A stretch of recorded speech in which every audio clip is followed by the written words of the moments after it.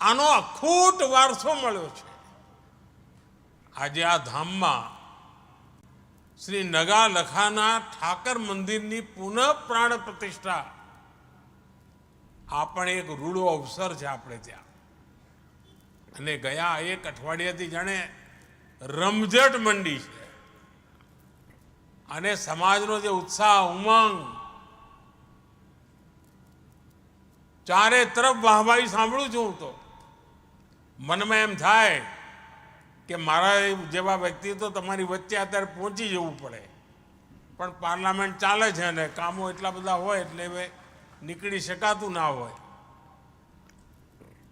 અને જ્યારે એમ સાંભળું કે અમારા હજારો બહેનોનો હુડો રાસ, પછી તો એમ થાય કે વાહ, જાણે વૃંદાવનને જીવંત કરી દીધું।